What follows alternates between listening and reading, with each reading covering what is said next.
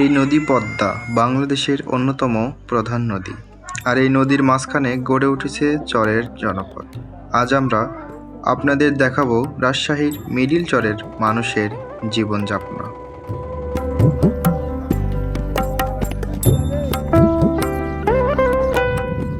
পদ্মার চর এলাকাগুলো সাধারণত পলি মাটি দিয়ে গঠিত। এখানকার জমি উর্বর হলেও এটি বর্ষাকালে বন্যার ঝুঁকিতে থাকে। চরের মানুষ এখানে গড়ে তুলেছে তাদের ঘর ও বসতি।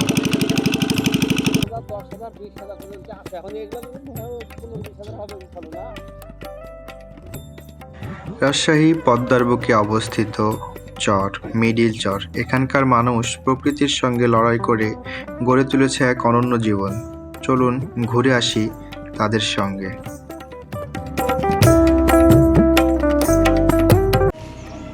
রাজশাহীর পদ্মা নদীর তীর থেকে শুভেচ্ছা জানাচ্ছি আমি মোহাম্মদ বাদশাহ আলমগীর। আপনারা এই যে নৌকাগুলো দেখতে পাচ্ছেন, এই নৌকা নিয়ে আমরা আজকে চরের উদ্দেশ্যে রওনা দিয়েছি। পদ্মা নদীর মাঝে কিছু চর রয়েছে, ওই পাশে হচ্ছে ইন্ডিয়ার মুর্শিদাবাদ আর এই পাশে হচ্ছে রাজশাহী। তো এখান থেকে আমরা নৌকাতে করে এই নদীটা পাড়ি দিয়ে আমরা একটি চরে যাব, দেখব সেখানকার মানুষ কীভাবে বসবাস করে এবং দুর্যোগ এবং তারা আয় রোজগার কী সেগুলো আপনাদের মাঝে তুলে ধরবো।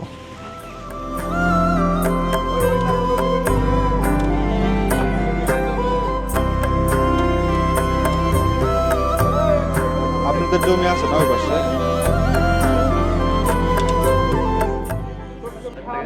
এটা হচ্ছে গাবতলী ঘাট, আর আমাদেরকে নামায় দেবে হচ্ছে মিডিল চরে। ওখান থেকে 1-1.5 ঘন্টা হেঁটে তারপরে আমরা খানপুর চরে যাব। আমার সাথে আজকে আমাদের সাথের সঙ্গী হয়েছে আমার ছোট ভাই নাইম এবং আমার ফ্রেন্ড কৃষ্ণকান্ত রায়। সাথেই থাকুন, পুরো ভিডিওটা মনোযোগ দিয়ে দেখুন, আশা করছি ভালো লাগবে।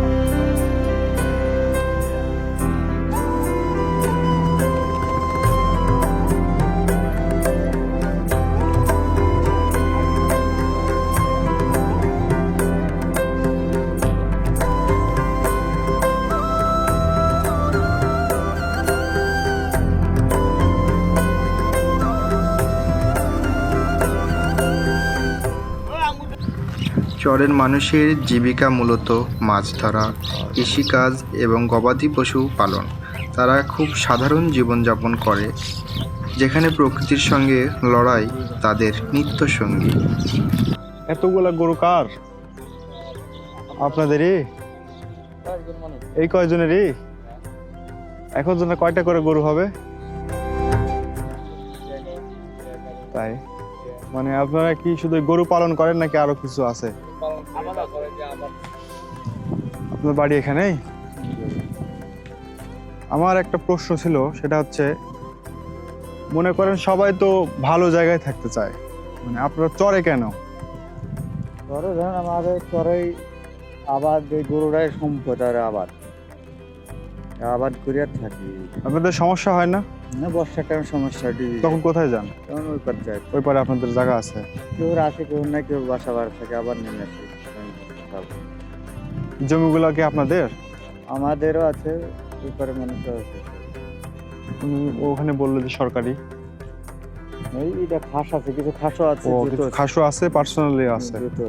আচ্ছা, আপনার কয়টা গরু আছে? আছে 25টা। 25টা? এই বাড়ি আপনার? এই বাড়ি। এই বাড়ির ভিতর 25টা গরু কোথায় রাখেন? 25টা তো 25 লাখ টাকা। না, অত না, তাও তো অর্ধেক 12 লাখ। এটা হবে, এটা নিশ্চিত। তো আপনাদের অভাব না থাকারই কথা। অভাব আবার কিছু হয় আবার হয় না কিছু নিয়ে, ধরেন এই কষ্ট হয় বর্ষার টাইমে।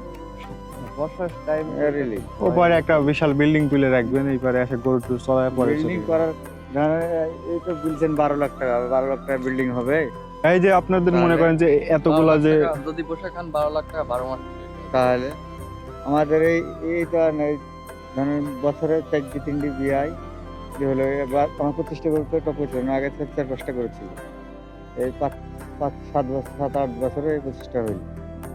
এই যে মনে করেন আপনার 25টা গরু আছে, এই বেড়ার একটা বনের একটা বেড়ার একটা বাড়ি, আপনাদের কখনো ভয় হয় না যে এখান থেকে গরু হারায় যাবে বা না, আমাদের অন্য চরে কিছু? এই গরু টাইনি নিয়ে যেতে পারবে। এরকম কখনো কোনোদিন ঘটেনি চুরি হয় ডাকাতি? একাটা চুরি করে একাটা নিয়ে যেতে পারে, কিন্তু সব নিয়ে যেতে পারবে না। এই সব খেতে নিয়ে গেলে মানে সব চারিদিকে সব সব পানি সব না? খেতে নিয়ে যেতে হবে, আর একটা নিয়ে গেলে শুয়ে যাবে।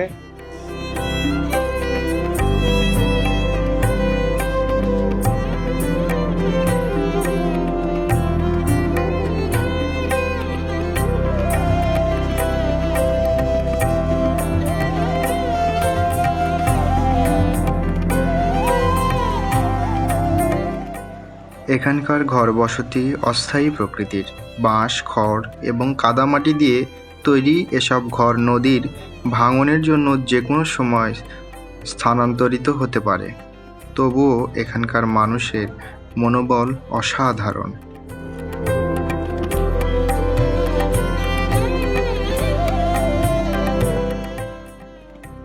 মিডিল চরের প্রকৃতি যেন নিজেকে উদারভাবে সাজিয়েছে।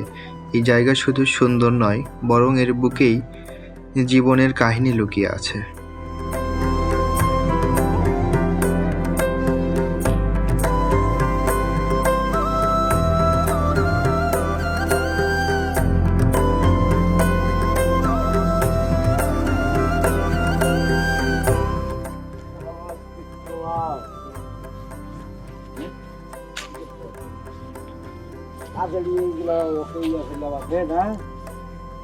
এই সমুদ্র জানানি বাকি দেখেছি।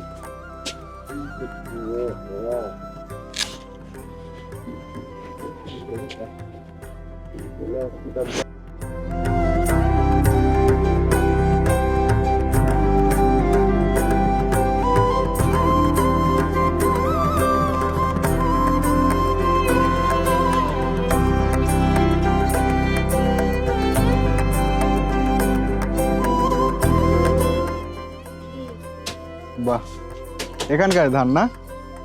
কি রান্না করছেন? খিচুড়ি? না, বুঝনা রান্না করেছি। সেন্ট পাইলাম আমরা, বাইরেতে খাইতে মন চাচ্ছে। বসেন রান্না করে খাই যাই। অনেক রকম ডাল দেওয়া আছে তার মধ্যে। না, কালার ডাল বেশি ভাজা হয়ে গেছে তো, তার জন্য এগুলি কালার ডাল দিই, অন্য ডাল নাই। তাহলে দুপুরে কি রান্না হবে? দুপুরে ভাত রান্না করবো, কি দিয়ে রান্না হবে আজকে? মাছ রান্না করবো, মাছ আনতে। মানে এই ওখান থেকে নাকি নদীর মাছ? থেকে আমার আব্বা বাজার করে গেছে। এখানে নদীর মাছ ধরে না? নদীর মাছ ধরে, ওই যে দূরে, এখন নদী দূরে হয়ে গেছে, দূরে মানুষ হয়ে গেছে। মারে। আপনাদেরকে তো আমি চিনতে পারিনি। আমরা হচ্ছে এই চর, আপনাদের চর দেখতে আসছি, আপনারা কিভাবে থাকেন এখানে, এই জন্য আসছিলাম। বসেন রান্না, আর পিয়ার দেবো এত। না, আমরা চলে যাবো, বসবো না, আমরা ঘুরবো বসেন তো। রান্না করে খাই যান। না, বলছেন এটাই অনেক কিছু, অনেকে বলেই না। দেখ, আলহামদুলিল্লাহ বসেন, ভালো রান্না লাগলো। করবো।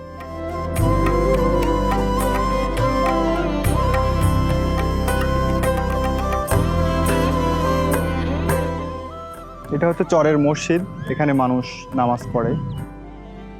বর্ষার সময় এখানকার মানুষ বন্যার কারণে খুব কষ্ট পায়।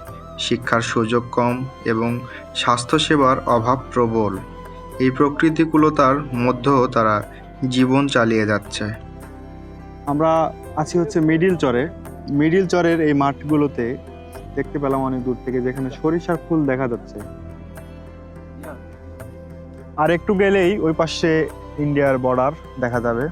তো অনেক দূর, আমরা ওই পাশে আর যাব না, আমরা এই পাশ দিয়ে আরো সামনে আগায় যাব, দেখবো যে কি আছে।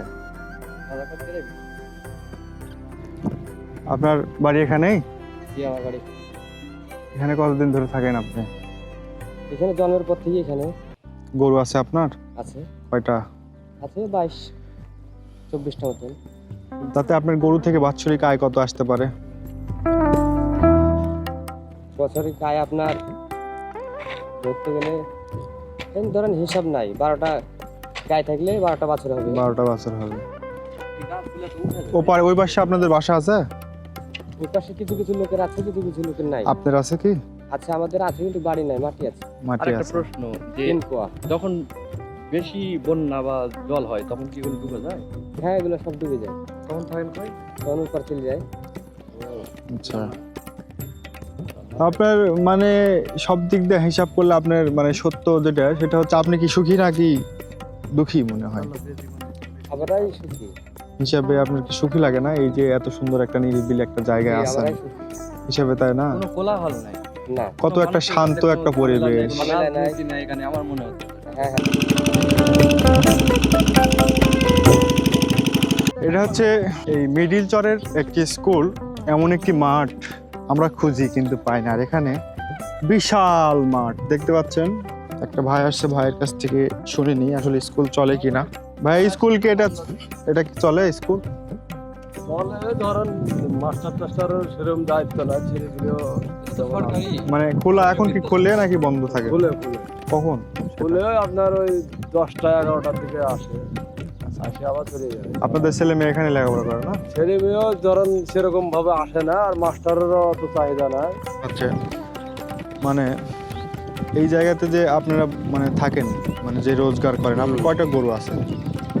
গরু ধরেন ওরকম ভাবে তো নাই, মানে সবার নিজে নিজের আলাদা আলাদা সিস্টেম। আমার ধরেন যেরকম 30টা আছে, ওই কার 20টা আছে, কার 50টা আছে, কার 100টা আছে, ছোটা আছে। এরকম যার যেরকম ইয়া তার সেরকম। মানে সবচেয়ে বড় আয়ের উৎস গরু পালন। গরু, হ্যাঁ এখানে গরু আবার যাবার যেমন হয় না। হয় না, কিন্তু এখানে জমিতে দেখতেছে আলু হবে তো মনে হচ্ছে।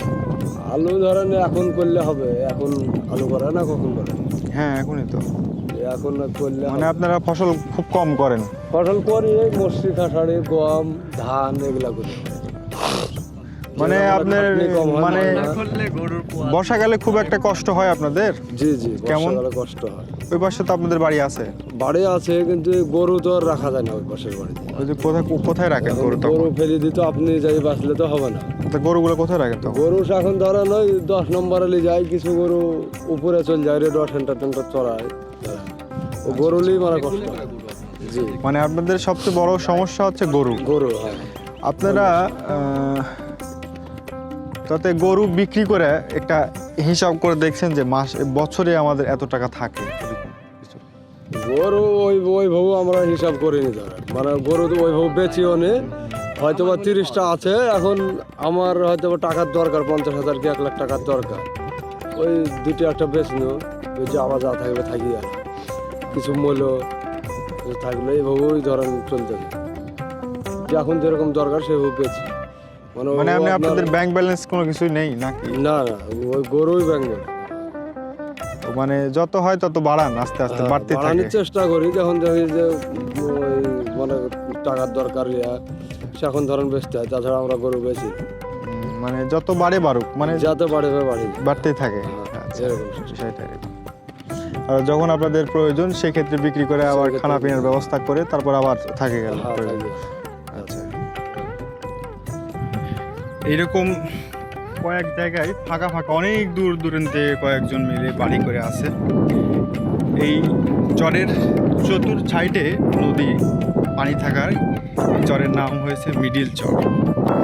তো এখানে আরো অনেক মানুষ আসছে রিসেন্টলি, সেটা হচ্ছে চর খিদিরপুর যেটা ধরে, সেখানে ভেঙে যাওয়ার পরে ওখানকার কিছু লোক এখানে এসে বাড়ি করেছে। আছে তারা। আমাদের উদ্দেশ্য ছিল আমরা চর খানপুরে যাব, কিন্তু তার আগে আমরা যেখান থেকে নৌকে উঠছে মিডিল চরে নামা হয়েছে। মিডিল চরটা আমরা মোটামুটি দেখলাম। এরকম সব জায়গায় বাড়ি সব একই। এখন আমরা সামনে আগাচ্ছি, অনেক দূর, মানে কিছু দেখা যাচ্ছে না। কত দূর যাইতে হবে বললো আমাদেরকে, 1-1.5 ঘন্টা হাঁটলে তারপর পাবো। মিডিল চরের ভিডিওটা এখানে শেষ করছি। একসাথে দুইটি চরের বা ভিডিও করলে ভিডিওটা অনেক লং হয়ে যাবে। তো ভিডিওটি ভালো লাগলে অবশ্যই লাইক দিয়ে পাশে থাকবেন, অবশ্যই একটি ফলো করবেন।